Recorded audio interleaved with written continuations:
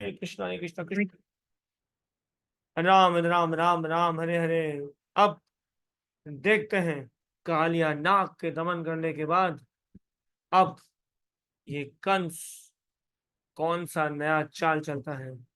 उत्सव प्रभु, आपको तो पता ही होगा, आप तो कंस के ही कैंप में थे, सुनने में आया था। आप उस समय मथुरा में थे, है ना? आप कृष्ण के साइड नहीं थे।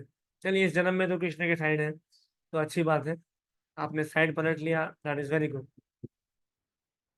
ओके, तो आज है दावाग्नि का शमन। ओ हो। कालिया दमन की कथा सुनने के बाद राजा परीक्षित ने सुखदेव गोस्वामी से पूछा कि कालिया ने अपना सुंदर स्थान क्यों त्यागा था और गरुड़ उनके प्रति विरोध क्यों रखता था। सुखदेव गोस्वामी ने राजा को बताया कि नागालय नामक द्वीप सर्पों से बसा था। नाम क्या है? नागालय तो होगा ही। और कालिया वहां का प्रमुख सर्प था।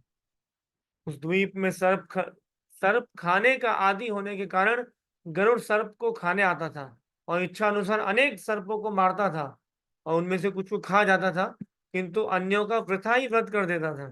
मतलब मजे मजे में, तुमको खा रहा हूं, तुमको मार दूंगा, यूं ही। इससे सर्प समाज इतना भयभीत हो उठा कि उनके मुखिया वासुकी ने ब्रह्मा जी से रक्षा करने की प्रार्थना की। ब्रह्मा जी ने ऐसी अमावस्या को सर्प समाज गरुड़ को एक सर्प की भेंट दिया करे ऐसा बताया कि हर एक अमावस्या को यह सर्प वृक्ष के नीचे गरुड़ को बलि के रूप में रख दिया जाता था। गरुड़ इस भेंट से प्रसन्न था, अतः वे अन्य सर्प समूह का कुछ करते नहीं थे। अब उस द्वीप में सर्प खाने आदि होने के कारण सर्प सर्प खाने आता था और इच्छा अनुसार, और ये वापस रिपीट हुआ है। किंतु धीरे धीरे कालिया ने स्थिति का लाभ उठाया। उसने वृथा ही अपने एकत्र विष की मात्रा तथा अपनी भौतिक शक्ति का गर्व हो उठा। उसने सोचा गरुड़ को ये भेंट क्यों दी जाती है, अतः उसने भेंट देना बंद कर दिया और गरुड़ को जाने वाली भेंट स्वयं खाने लगा। जब विष्णु के वाहन भक्त गरुड़ को पता चला कि ये मेरी भेंट स्वयं खाने लगा है, तो अत्यंत क्रुद्ध हुए और उस आक्रामक सर्प को मारने के लिए द्वीप की ओर बढ़े। कालिए ने अपने अनेक फनों और विशाल और तीक्ष्ण दांतों से गरुड़ से लड़ने का प्रयत्न किया। उसने गरुड़ को काटना चाहा, किंतु ताक्षी के पुत्र ने अत्यंत क्रोध तथा वेग के साथ अपने तेजमय स्वर्णिम पंखों से कालिया के शरीर पर प्रहार किया। कालिया, जो कद्रु के पुत्र अर्थात कद्रु सूत के नाम से विख्यात है, तुरंत भागकर कालिया झील में पहुंच गया, जो यमुना नदी के भीतर है, क्योंकि गरुड़ वहां नहीं पहुंच सकता था। है? ऐसा कैसे? गरुड़ वहां क्यों नहीं पहुंच सकते थे? शिवानी माता जी, हरियाणा, बताइए। अरे नहीं बता रहे। इन दोनों को, आप दोनों तो कंस के वाले हो, आपको नहीं बताएंगे। ओके, गीता माता जी, न्यू नेम, यस, गीता माता जी। हरे कृष्ण प्रभु जी, सादर प्रणाम। जी प्रभु जी, वो सौरभी मुनि ने श्राप दिया था गरुड़ जी को। जी माता जी, परफेक्ट। सौबरी मुनि ने गरुड़ देव को श्राप दिया था कि यदि तुम यहाँ आए, इस झील में आके तुमने अगर मेरी प्यारी प्यारी मछलियों को खाने की यदि चेष्टा की, तो क्या होगा? तुम्हारी मृत्यु हो जाएगी। अब भगवान के जो कैरियर है, उनकी मृत्यु होती होगी, भला नाम से? उनकी मृत्यु हो जाएगी, कर लो बात। पर देखिए, गरुड़ देव के भीतर सहन शक्ति देखिए कि उन्होंने कोई रिप्लाई नहीं दिया। ठीक है, सांप मछलियां तो मुझे बहुत जगह मिल जाएंगी, यहीं पे क्या मुझे आना है, कोई बात नहीं। ही इस अगर वो चाहते तो उनको रिटेलिएट कर सकते थे, उनको बोल सकते थे कि ये क्यों, मैं तो भगवान का वाहन वाहन हूँ, मैं तो भगवान का भक्त हूँ, आप मुझे इस तरह से क्यों एक कर्ज दे रहे हैं, श्राप दे रहे हैं, ये ठीक नहीं है। बट ये एक्सेप्टेड, कोई बात नहीं, जैसा आपकी इच्छा, जैसे इच्छा सी। तो ये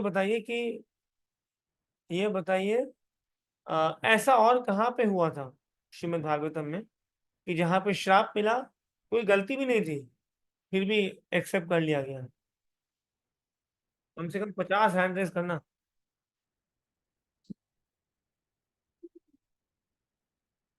ऑफलाइन उत्तर मिल चुका है। जनक सुधा माता जी।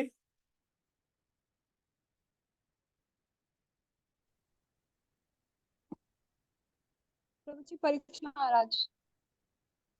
परीक्षित महाराज, बहुत सुंदर। और कोई उदाहरण? एक और मुझे मिल गया ऑफलाइन, पर हम ऑनलाइन सुनना चाहेंगे। जिनके हैंड रेस है उनको अनम्यूट करो ना पक्का। ठीक है, अश्मीत माता जी चली गई। ऋतिका माता जी दिल्ली से। हरे कृष्ण प्रभु जी दंडित प्रणाम। प्रभु जी अम्बरीश महाराज। अम्बरीश महाराज, बहुत अच्छा। अब हम सबके हैंड्स डाउन करेंगे और मुझे बताइए एक और एग्जाम्पल। भागवतम। चलो तान्या माता जी, बहुत दिनों बाद। यस तान्या माता जी। हरे कृष्ण प्रभु जी दंडित प्रणाम। प्रभु जी गिरिराज गोवर्धन। गिरिराज गोवर्धन। हम्म, ठीक है, ओके, सही बात है। एनीवन एल्स या हैंड डाउन करेंगे? चलिए, करण वशिष्ठ प्रभु जी बताइए। हरे कृष्णा प्रभु जी मैं नेम भूल गया, शिव जी के फ्रेंड थे। शिव जी के फ्रेंड थे। हाँ जी, पार्वती माता ने श्राप दिया था। अच्छा अच्छा अच्छा, नीतू माता जी सही आंसर है। आवाज नहीं आई नीतू माता जी।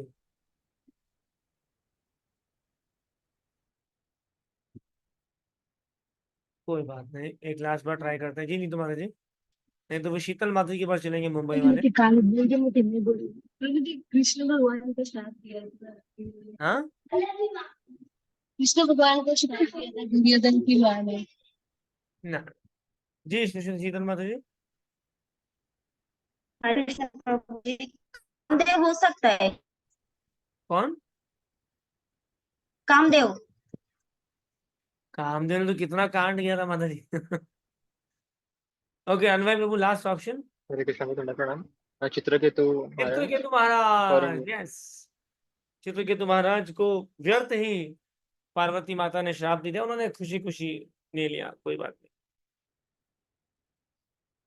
नहीं। जी।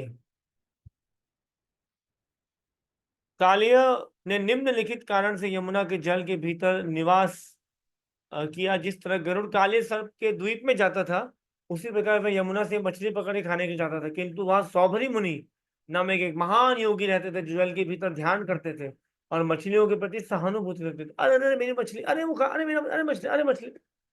जबकि जो मछलियां गरुड़देव खाते थे वो लिबरेट हो जाती थी, भक्त बन जाती थी, पर फिर भी यद्यपि उन्होंने कहा गरुड़ को मछलियां मत खाया करो, तंग मत करो, फिर भी वो किसी के अधीन नहीं है, क्योंकि भगवान विष्णु के वाहन है वो, है ना। इसीलिए किसी के अधीन नहीं है वो। तो जब किसी के अधीन नहीं, तो फिर महान योगी का आज्ञा का उल्लंघन कर दिया। बहुत सारी मछलियां खाने के बजाय उन्होंने एक बहुत बड़ी मछली पकड़ ली, जो मछलियों की सरदार थी। सौबरी मुनि अत्यंत दुखी हुए कि गरुड़ मछलियों के सरदार को ही ले गए। उनकी सुरक्षा के विषय में सोचते हुए गरुड़ को श्राप दिया, यदि आज से तुम यहाँ मछलियां पकड़ने आओगे तो मैं बलपूर्वक कहता हूं कि तुम मारे जाओगे। हालांकि गरुड़देव मर नहीं सकते, बट ठीक है, उन्होंने फिर भी उनको उनकी आज्ञा का पालन किया। यह श्राप केवल कालिया को ज्ञात था, अतः वह आश्वस्त था कि गरुड़ यहाँ नहीं आएगा। इसीलिए उसने यमुना दह में शरण लेने की ठानी। किंतु कालिया द्वारा सौभरी मुनि की शरण में जाना सफल नहीं हुआ। उसे गरुड़ के स्वामी कृष्ण ने यमुना से मार भगाया। जब सेवक से नहीं चलोगे, जब सेवक से नहीं मानोगे, तो फिर स्वामी स्वयं आके दंडित करेंगे। अरे बाबू, यहाँ ध्यान देने योग्य है कि गरुड़ का सीधा संबंध श्री भगवान से है, और वह इतना बलशाली है कि उसे ना कोई आदेश दे सकता है ना श्राप। वस्तुतः गरुड़ को, जिन्हें श्रीमद् भागवतम में भगवान के स्तर के समकक्ष बताया गया है, सौबरी मुनि का श्राप था, अपराध था। पर ठीक है, फिर भी प्रतिशोध लेने का यत्न नहीं है, किंतु एक वैष्णव पुरुष के प्रति किया गया मुनि अपराध अक्षम्य था, इसीलिए वे अपने पद से नीचे गिर चुके हैं। ओके, अब हम रियल कथा में आते हैं, क्योंकि ओ ये तो खत्म हो गई। भौतिक संसार में इंद्रियों के भोक्ता गृहस्थ बनना पड़ा। All this thing. जब कृष्ण कालियादह के बाहर आए, तो उन्होंने उनके सारे मित्रों और संबंधियों को यमुना तट पर देखा। वे उन लोगों के समक्ष अत्यंत विभूषित रूप में, सारे शरीर में चंदन लेपित किए, अमूल्य रत्नों से, मणियों से सुशोभित एवं लगभग पूर्णतया स्वर्ण से आच्छादित प्रकट हुए। वृंदावन के वासियों, ग्वालों, गोपियों, माता यशोदा, महाराज नंद और समस्त गायों एवं बछड़ों ने कृष्ण को यमुना से आते देखा। उन्हें लगा कि उनके प्राण वापस आ गए। है ना, एक कभी कभी हमने रील्स में भी सुना होगा कि what is that, प्राण यहाँ बसत है, what is that? यस, तो जब कृष्ण आ गए तब जाके क्या प्राण हमारा वहां बसत है, यह तो खाली हो। Without Krishna we are like that, without Krishna we are just like that, without like we don't have anything. जब किसी का जीवन का पुनः लाभ होता है तो वह स्वभावतः आनंद तथा प्रसन्नता में लीन हो जाता है। उन सब ने एक एक करके कृष्ण को कंठ से लगाया और अत्यंत शांति का अनुभव किया। माता यशोदा, रोहिणी, महाराज नंद तथा ग्वाले इतने प्रसन्न हुए कि उन्होंने जब कृष्ण का आलिंगन किया तो सोचा कि जीवन का अंतिम लक्ष्य प्राप्त। हरि बोल। बलराम ने भी कृष्ण का आलिंगन किया, किंतु वे हंस रहे थे क्योंकि उन्हें पता था कि जब सारे लोग चिंतामग्न होंगे तो कृष्ण क्या करेंगे। वहां पर कृष्ण के प्रकट होने के कारण यमुना तट के सारे वृक्ष, सारी गांव में बैल तथा बछड़े अत्यंत प्रसन्न थे। वृंदावन के सभी ब्राह्मण तथा उनकी पत्नियां कृष्ण तथा उनके पारिवारिक जनों को तुरंत बधाई देने आए। क्योंकि ब्राह्मणों को समाज का गुरु माना जाता है, अतः उन्होंने कृष्ण तथा उनके परिवार को कृष्ण के छूटने पर आशीर्वाद दिया। उन्होंने इस अवसर पर नंद महाराज से दान लेने के लिए भी कहा, देने के लिए भी कहा। महाराज नंद कृष्ण की वापसी से प्रसन्न होकर ब्राह्मणों को अनेक गाय तथा प्रभु सोना दान में देने लगे। जब नंद महाराज इस तरह व्यस्त थे तो माता यशोदा का आलिंगन मात्र करके उन्हें अपनी गोद में बैठाकर निरंतर अश्रुपात कर दी। अच्छा, ये वो दावाग्नि नहीं है, मैं थोड़ी दूसरी दावाग्नि। ओके। चूंकि रात्रि हो चुकी थी और गौए तथा बछड़ों समेत वृंदावन के समस्त वासी अत्यधिक थके थे, अतः उन्होंने नदी पर ही विश्राम करने का निर्णय लिया। कर लो बात। अर्धरात्रि में जब सोए हुए थे तो सहसा एक विशाल दावाग्नि लग गई। ऐसा प्रतीत होने लगा मानो वह शीघ्र ही वृंदावन वासियों को निगल जाएगी, लेकिन उन्हें जो ही अग्नि की तपन का अनुभव हुआ त्यों ही उन्होंने भगवान कृष्ण की शरण ग्रहण कर ली।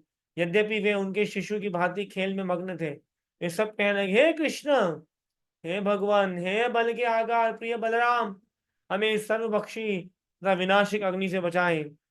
हमारे पास तुम्हारे अतिरिक्त और कोई अन्य शरण नहीं है। यह विनाशकारी अग्नि हम सबको लील जाएगी, मतलब निगल जाएगी। इस तरह उन्होंने ये कहते हुए प्रार्थना की कि वे उनके चरण कमलों के अतिरिक्त अन्य किसी की शरण ग्रहण नहीं करेंगे।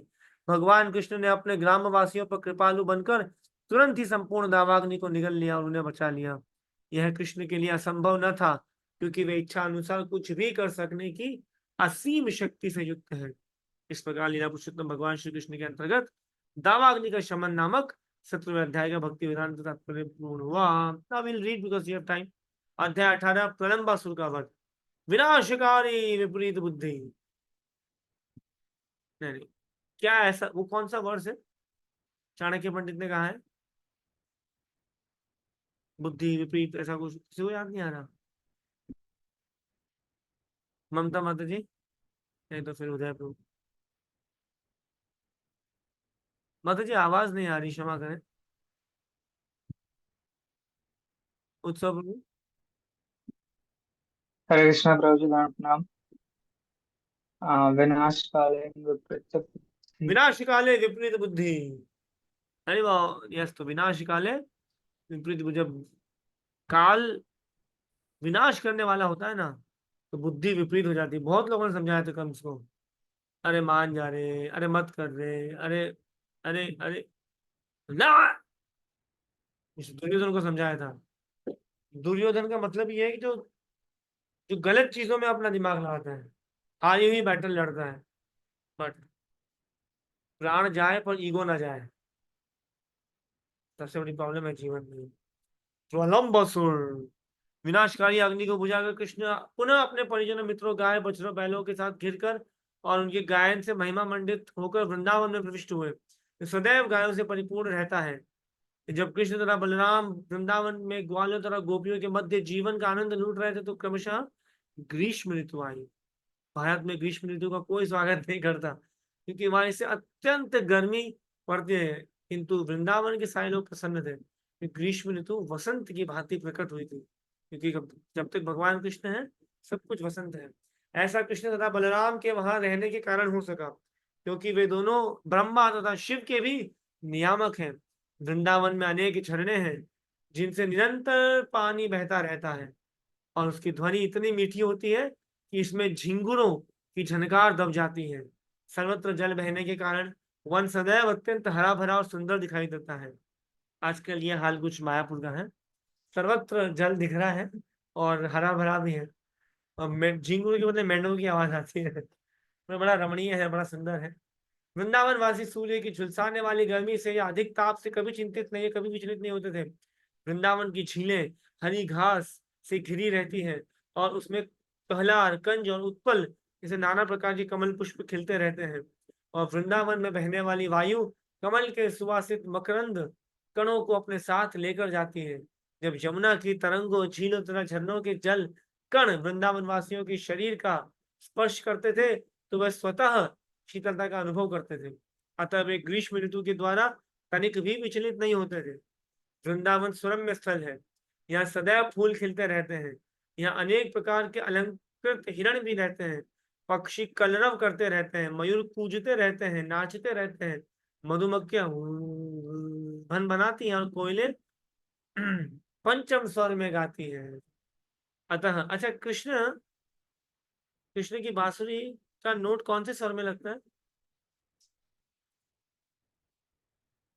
कृष्ण की बांसुरी का प्रथम नोट कौन से स्वर में लगता है? Nobody, not even offline. सप्तम स्वर में लगता है, वो अलग बात है, बट प्रथम जो लगता है सप्तम स्वर। पंचम में भी है बट सप्तम में एकदम, और सप्तम स्वर बहुत हाई ऑक्टेव है, हाई ऑक्टेन है जो भी कहा जाता है, बट कृष्ण तो कृष्ण है।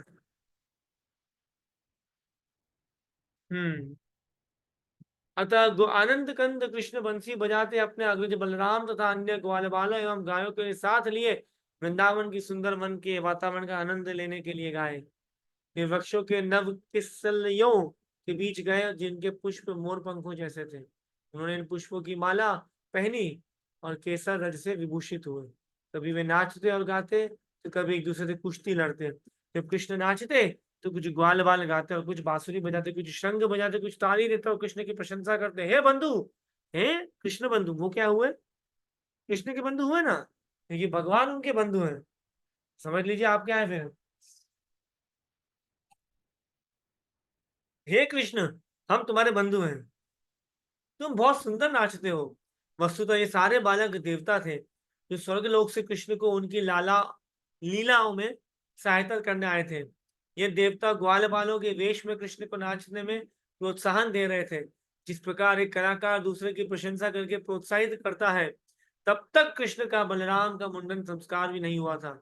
और उनके बाद जब कौओं के पंखों की भांति इकट्ठे हो गए थे, ठीक है हम कर लेते हैं, कोयल निकले थे, वे अपने मित्रों के साथ कभी आंख मिचौली खेलते या परस्पर लड़ते फिरते रहते। कभी कभी जब उनके मित्र कीर्तन करते तो नाचते हो तो उनको कृष्ण की प्रशंसा करते। मित्रों, तुम लोग अत्यंत अत्युत्तम नाच और गायन करते हो। लड़के बैल और गोल गोल आमल के फलों को गेंद बनाकर खेलते। कभी कभी वे जंगली हिरणों तथा विविध पक्षियों का अनुकरण करते और एक दूसरे के साथ मेंढक की बोली का अनुकरण करके हंसी उड़ाते और वृक्षों के नीचे झूलने में आनंद लेते। कभी कभी परस्पर राजा तथा प्रजा का खेल खेलते। इस प्रकार कृष्ण तथा बलराम अपने मित्रों के साथ सभी प्रकार के खेल खेलते। नदियों, सरोवरों, सुंदर वृक्षों का तो उत्तम फल फूलों से पूर्ण वृंदावन के सुखदायक वातावरण का आनंद लूटे। हरे कृष्ण कृष्ण कृष्ण हरे हरे, हरे राम राम राम हरे